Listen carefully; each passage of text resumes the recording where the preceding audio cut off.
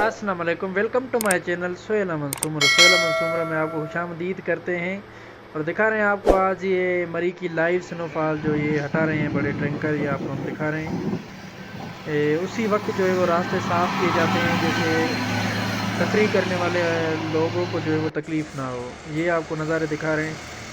ये उसी वक्त बर्फ़बारी जैसे होती है तो उसके बाद जो है ये सफाई हो रही है। ये आपको दिखा रहे हैं, काम जारी है बिल्कुल।